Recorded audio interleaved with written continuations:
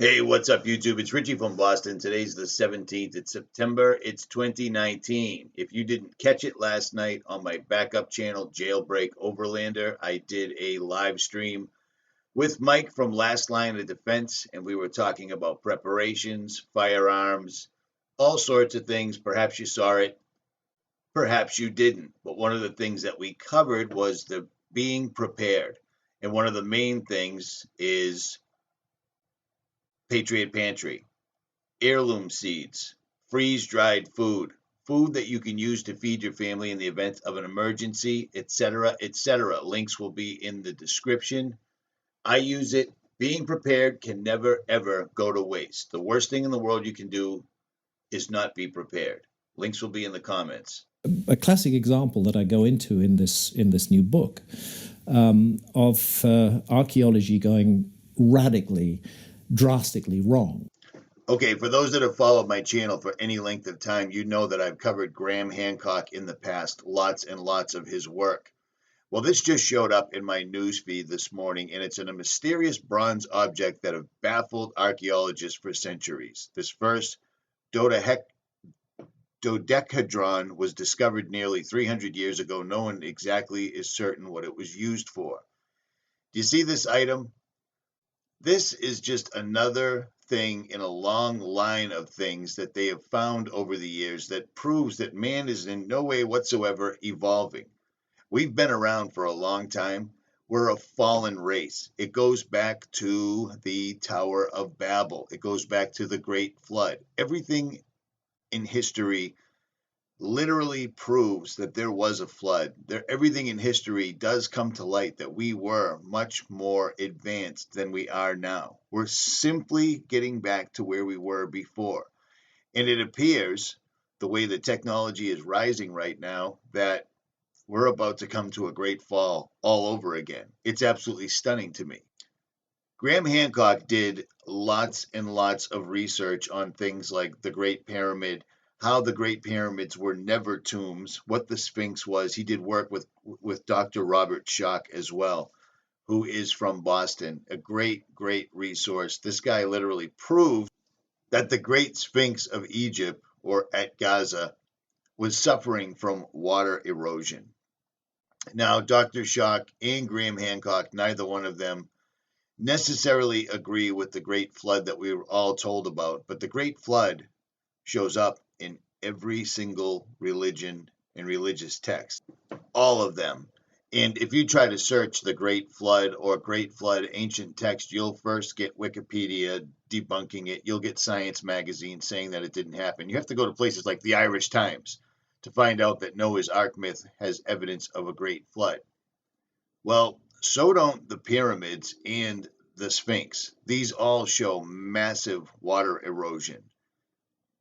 God flooded the earth after giants and Nephilim completely trashed the place and started messing with everything, including the DNA of animals, fish, birds, and everything, which is how I think we ended up having things like this.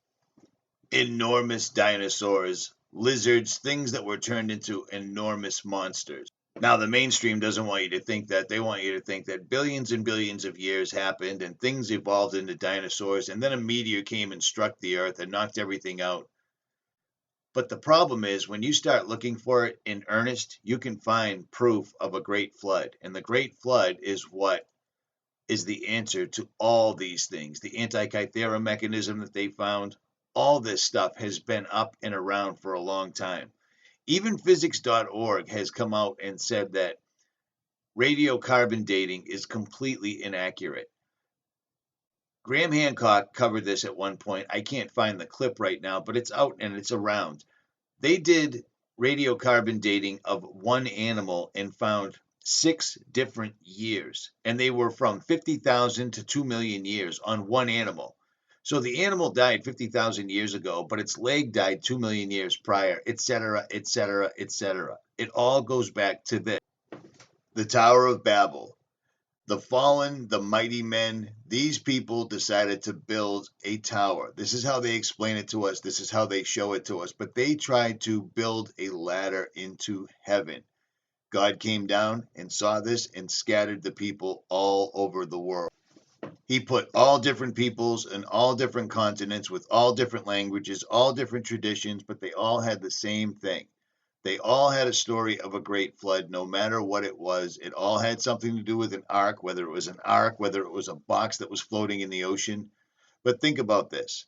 Until the last couple of hundred years, as far as history has told us, people were scattered throughout the world. People all spoke a different language. We were not able to communicate with each other like we are now until the advent of the modern computer, which allows people to communicate with each other, use Google Translate, etc., etc., etc. Something that was lost for a long, long time.